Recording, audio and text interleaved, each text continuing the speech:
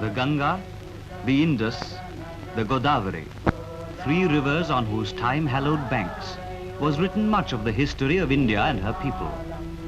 Least known is the Godavari, flowing across the rich soil of the Deccan Plateau.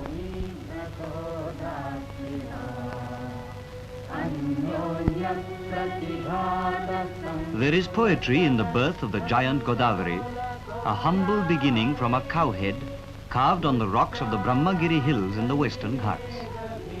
It is a sacred place for Hindus.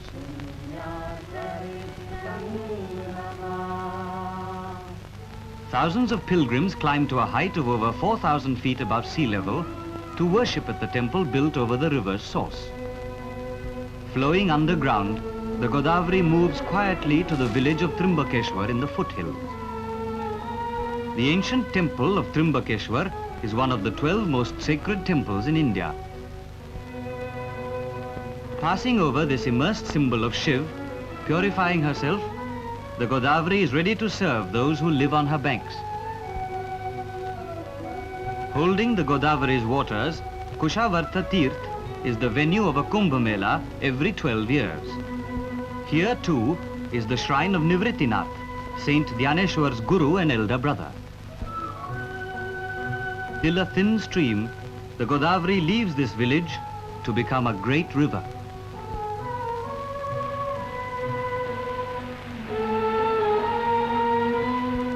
Ignoring the Arabian Sea 50 miles to the west, the Godavari curves 900 miles eastward towards the Bay of Bengal.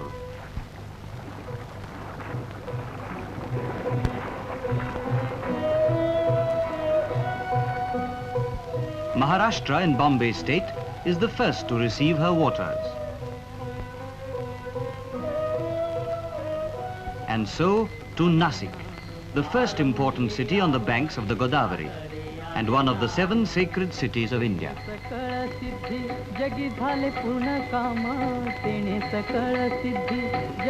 Here were immersed part of the ashes of Mahatma Gandhi, immortal as the river that now passes by this memorial to him.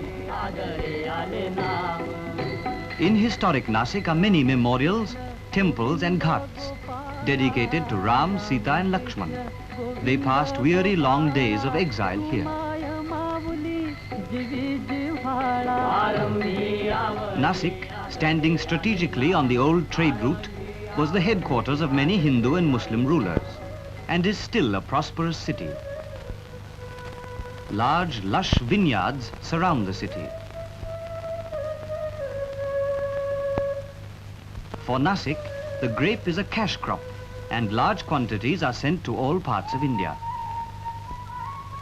The rich soil of Nasik will produce more and more of these agricultural products when this newly constructed dam at Gangapur irrigates the region.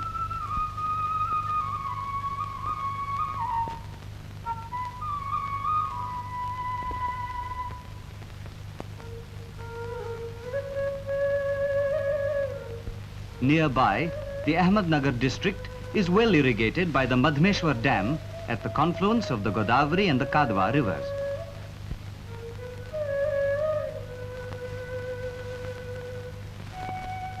These waters of the Godavari have been a boon to the farmers of the Kopargaon area, where new sugar factories are being built and run on cooperative lines.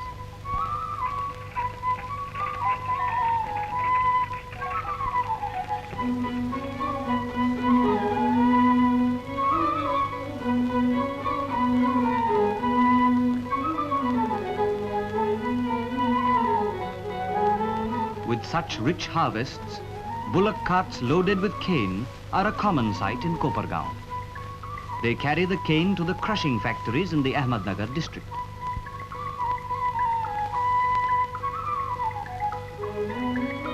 Another important product of this district is gur, made of course from cane juice.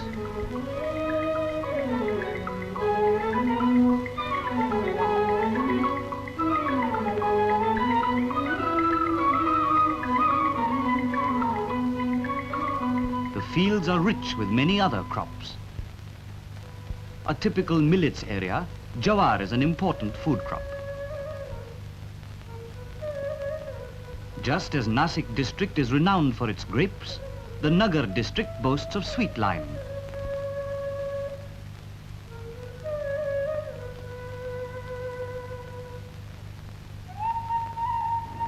Spreading its bounty as it flows, the Godavari says farewell to Kopargaon and enters Puntamba. It is the site of the 660-year-old Samadhi of Saint Changdev, a contemporary of Dhyaneshwar. And on to the Dhyaneshwari temple at Nevasi. Here a teenage saint rewrote in the language of the people the wisdom of the Bhagavad Gita and the Upanishads.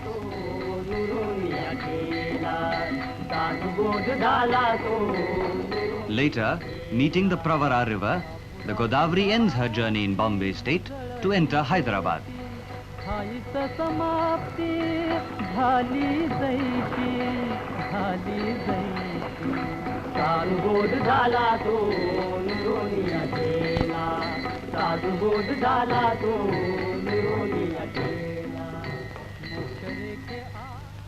Hyderabad state, which straddles the center of the Deccan, is inhabited by Marathi, Kannada and Telugu-speaking peoples.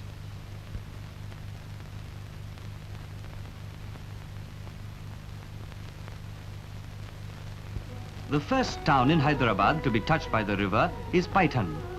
It is symbolic of the mixed culture of this region and is one of the oldest cities of the Deccan, originally known as Pratishthan.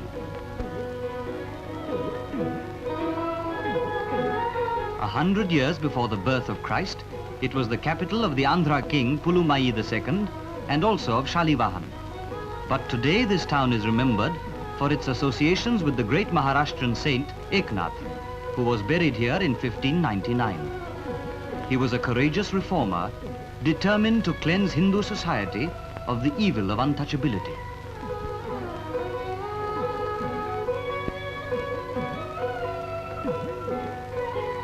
Passing Ganga Khed with its fortified walls, beautiful ghats and 300-year-old buildings, the Godavari reaches Nanded, a trading town with an historical background.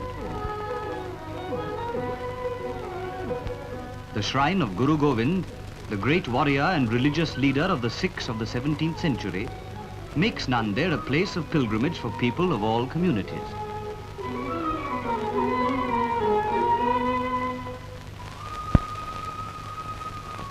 At the confluence of the Godavari and the Kaddam rivers, a new dam is under construction.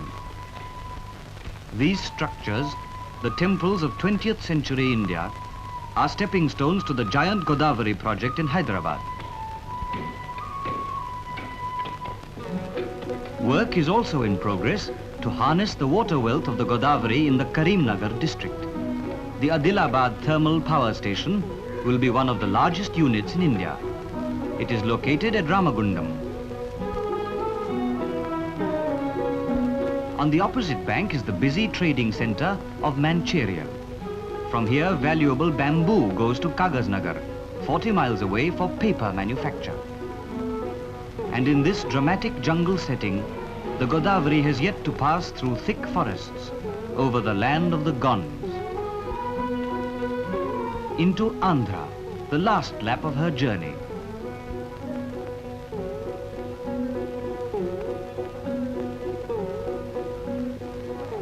Now cutting a wide bed, the river rushes with her full force between the borders of Andhra and Hyderabad. The Godavari becomes navigable at Bhadrachalam. A famous Ram temple, built in the 15th century, is located here.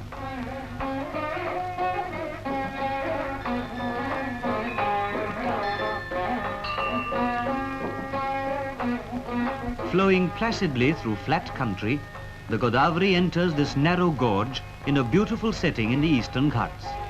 The river is deep now, and its waters connect the scattered villages. All kinds of timber are available in the forests along the banks. The roads are few and far between, but the river solves the transport problem.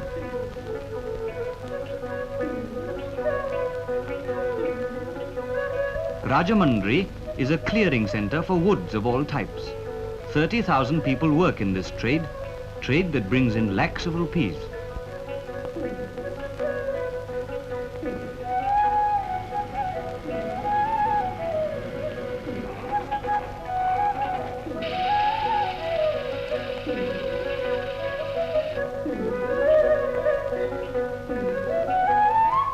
Rajahmundry is an industrious town where rich and poor all earn their livelihood.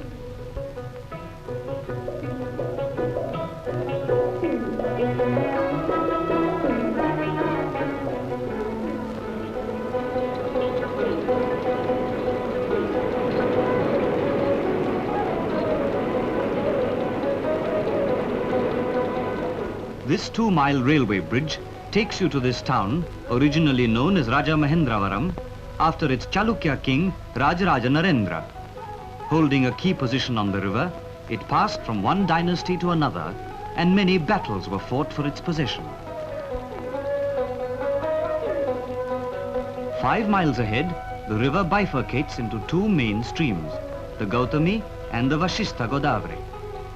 At this point, the Godavari is 5 miles wide, more a sea than a river.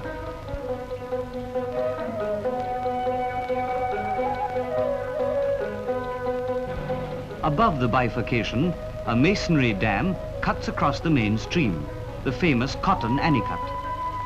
A network of sluices and canals is also spread across the fertile soil of this great delta, bringing the perennial water of the Godavari to thousands of farms. Yet only 8% of her waters are used along the 900-mile course. One of the most ingenious plans in this engineering system is the Gannavaram aqueduct.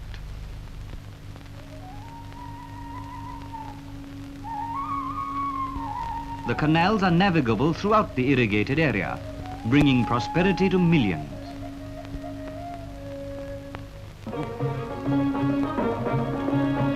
పొంగిపోయింది Godavari తెప్పున్నయగసింది Godavari Godavari Godavari పొంగిపోయింది Godavari తాను తెప్పున్నయగసింది గోదావరి కొండల్లో ఉరికింది కోనల్లో నిండింది ఆకాశ గంగతో హస్తాలు కలిపింది ఆకాశ గంగతో హస్తాలు కలిపింది పొంగిపోయింది గోదావరి తాను తెప్పున్నయగసింది గోదావరి గోదావరి గోదావరి అడవి చెట్లన్నీ నిజడలలో తురిమింది ఉళ్ళు దండలు గుచ్చి మెడలోన దాల్చి. The Godavari has fulfilled her mission. It has been a long and eventful journey across an entire peninsula. Passing Narsapuram and Yanam, the waters of the Ganga of the south join the sea.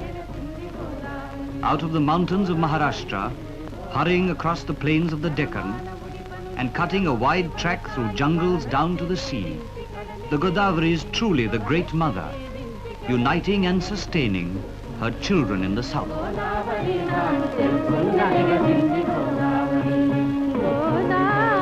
Godavari,